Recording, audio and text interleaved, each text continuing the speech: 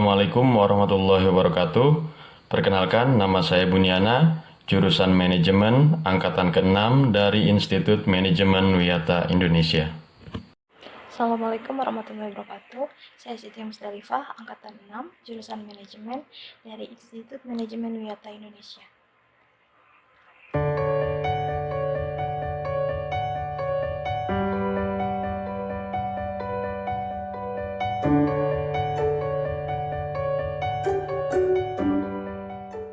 Latar belakang terkait materi merancang dan mengelola saluran pemasaran terpadu adalah apabila sebuah perusahaan ingin mewujudkan saluran pemasaran yang menguntungkan, maka sebuah perusahaan harus membuat rancangan saluran pemasaran yang terintegrasi. Selain itu, perusahaan juga harus mampu mengelola saluran pemasaran yang terintegrasi tersebut. Hal ini dikarenakan marketing channel atau saluran pemasaran adalah sekelompok organisasi yang saling bergantung dan terlibat dalam proses pembuatan produk atau jasa yang disediakan untuk digunakan atau dikonsumsi.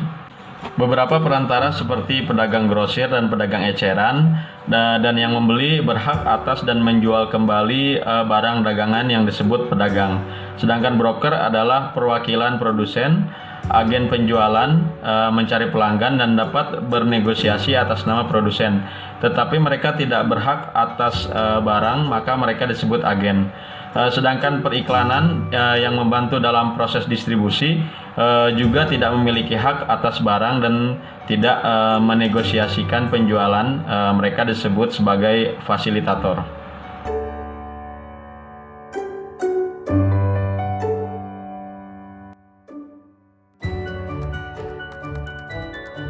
Saluran pemasaran atau marketing channels adalah sekelompok organisasi yang saling bergantung dan terlibat dalam proses pembuatan produk maupun jasa yang disediakan untuk digunakan atau dikonsumsi. Sistem saluran pemasaran atau marketing channel system adalah sekelompok saluran pemasaran tertentu yang digunakan oleh sebuah perusahaan. Peran saluran pemasaran yaitu menghasilkan margin penjualan dan mengubah pembeli yang potensial menjadi pembeli yang menguntungkan.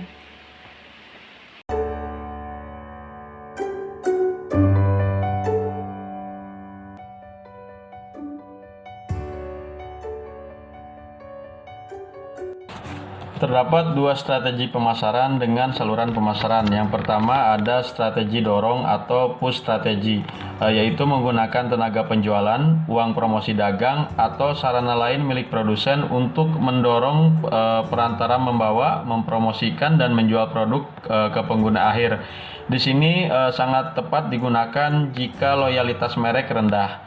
Yang kedua ada strategi tarik atau pull strategi, yaitu produsen menggunakan iklan, promosi, dan bentuk komunikasi lain untuk meyakinkan konsumen meminta produk dari perantara. Di sini tepat digunakan jika loyalitas merek tinggi dan konsumen mampu menerima perbedaan antar merek.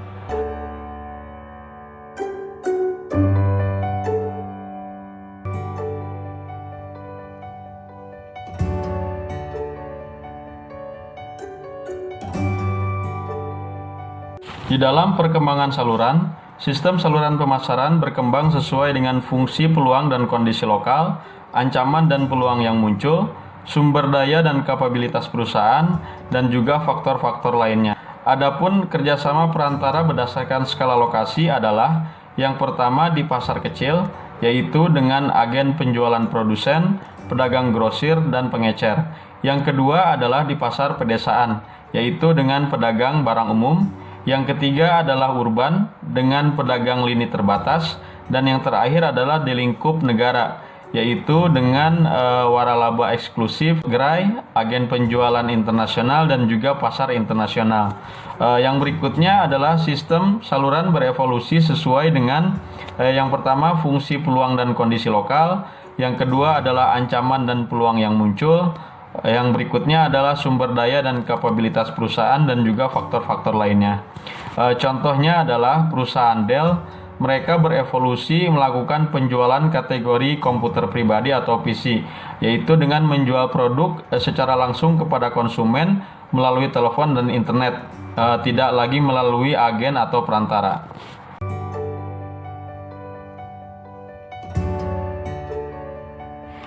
Saluran hibrida. Perusahaan yang berhasil menggunakan saluran hibrida akan melipat gandakan jumlah kunjungan di perusahaan tersebut.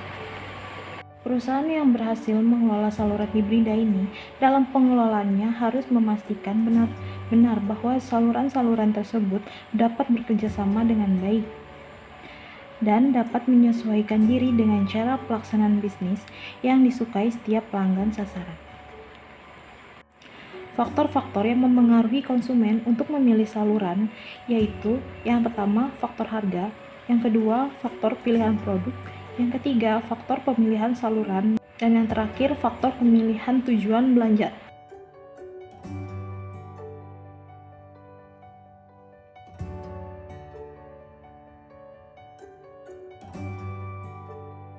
Tipe-tipe pembelanja yang dilayani oleh pengecer.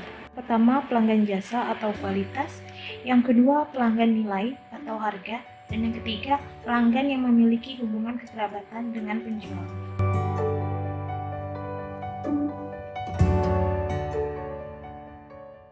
Yang pertama adalah pandangan rantai pasokan, yaitu melihat pasar sebagai titik tujuan.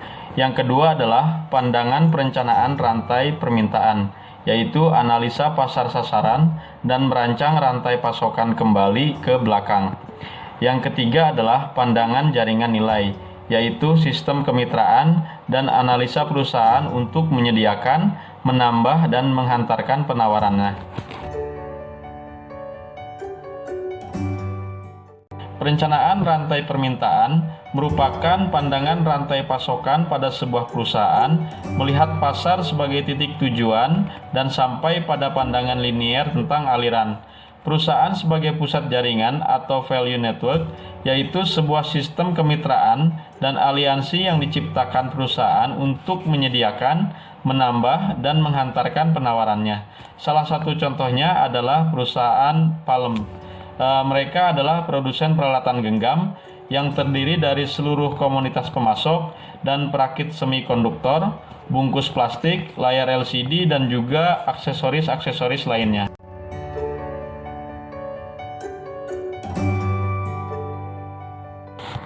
Di dalam peran saluran pemasaran, delegasi berarti menyerahkan kendali atas bagaimana dan kepada siapa produk itu dijual, melalui kontak, pengalaman, spesialisasi, dan skala operasi mereka. Perantara membuat barang tersedia secara luas dan dapat diakses oleh pasar sasaran, dan biasanya menawarkan pencapaian yang lebih besar daripada pencapaian yang dilakukan sendiri oleh perusahaan. Berikutnya adalah fungsi dan aliran perusahaan, yaitu menggerakkan barang dari konsumen ke produsen, mengatasi kesenjangan waktu, tempat, dan kepemilikan yang memisahkan barang dan jasa dari yang membutuhkan. Adapun aliran saluran pemasaran adalah, yang pertama adalah aliran fisik, yang kedua aliran hak milik, yang ketiga adalah aliran promosi, yakni aktivitas ke depan dari perusahaan kepada pelanggan, dan yang keempat adalah aliran pemesanan, dan yang terakhir adalah aliran pembayaran, yakni aktivitas aliran ke belakang dari perusahaan ke pelanggan.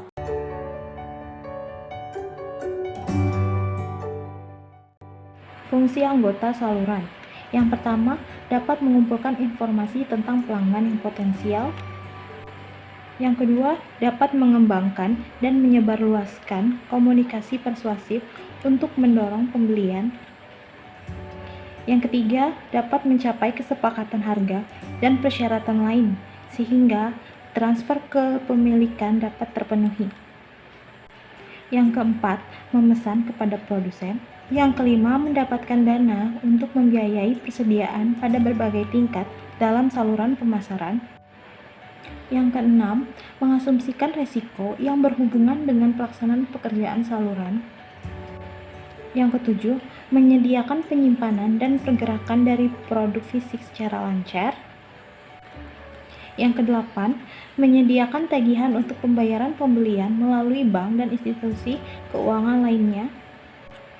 Dan yang terakhir, mengawasi perpindahan kepemilikan sebenarnya dari satu organisasi atau orang ke organisasi yang lainnya.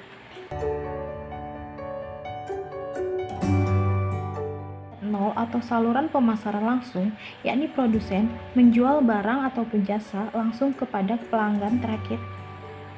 Seperti contoh penjual bubur ataupun makanan lainnya. Saya mengambil contoh yang lebih mudah dan dapat dilihat dalam keseharian. Yang kedua, ada saluran tingkat 1, yaitu perusahaan melalui perantara penjual seperti pengecer. Penjual menyalurkan kepada pedagang grosir maupun eceran. Saluran tingkat 3, yaitu perusahaan menyalurkan kepada pedagang besar, grosir maupun eceran.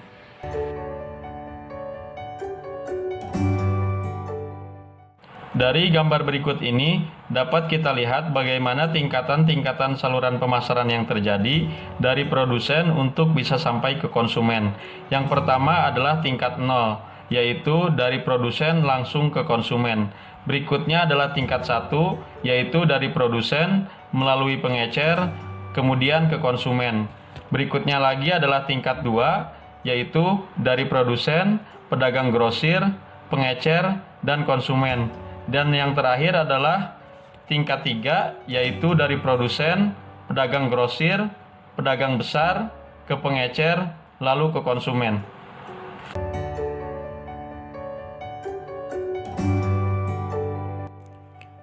Saluran pemasaran industri. Terdapat 4 tingkatan, yaitu tingkat 0, tingkat 1, tingkat 2, dan tingkat 3. Pada tingkat 0, produsen menyalurkan langsung kepada pelanggan industri. Pada tingkat 1, produsen menyalurkan kepada distributor industri, kemudian disalurkan kembali ke pelanggan industri.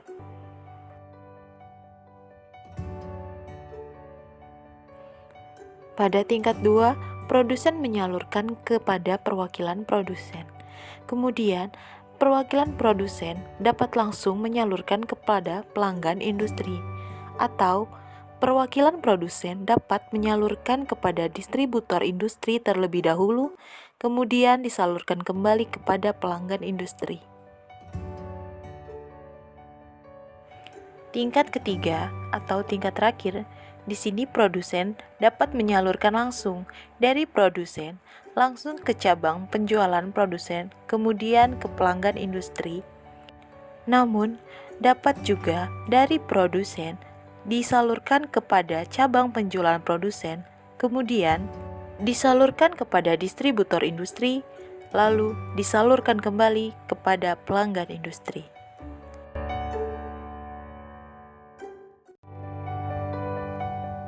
Saluran aliran terbalik, yakni dari pengguna kepada sumber, dan saluran ini penting dalam kasus sebagai berikut.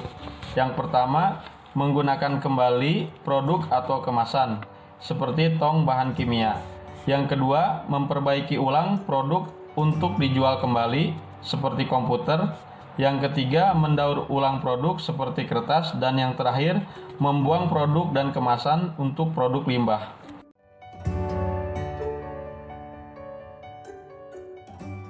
Keputusan rancangan saluran. Yang pertama, menganalisis tingkat output jasa yang diinginkan oleh pelanggan. Yang kedua, menentukan tujuan dan hambatan. Yang ketiga, mengidentifikasi dan mengevaluasi alternatif saluran utama. Dan yang terakhir, mengevaluasi alternatif utama.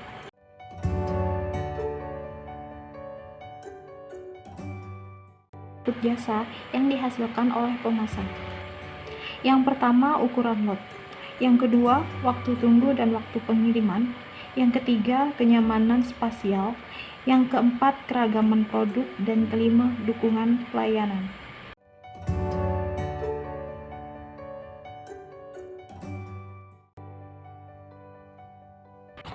Berikutnya adalah menentukan tujuan dan hambatan. Tujuan saluran ditentukan berdasarkan tingkat hasil jasa yang ditargetkan, karakteristik produk, kegiatan pesaing di pasar, dan yang terakhir adalah skala lingkungan operasional. Adapun untuk mengidentifikasi dan mengevaluasi alternatif saluran utama, yang pertama adalah jenis-jenis perantara yang tersedia, yaitu perusahaan harus mencari saluran inovatif. Contohnya, Harry dan David berhasil menjadi perusahaan pengiriman langsung buah-buahan karena memberikan keranjang hadiah berkualitas tinggi berisi kemasan buah, kue, dan biskuit. Yang kedua adalah jumlah pelantara yang dibutuhkan, dan yang terakhir adalah syarat dan tanggung jawab setiap anggota saluran.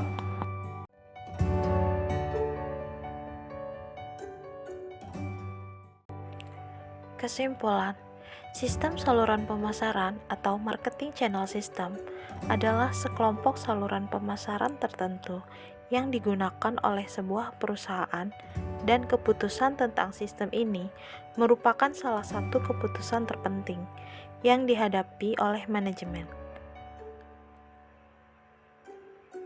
Peran utama saluran pemasaran adalah mengubah pembeli potensial menjadi pelanggan yang menguntungkan. Saluran pemasaran tidak hanya melayani pasar, namun mereka juga harus membentuk pasar.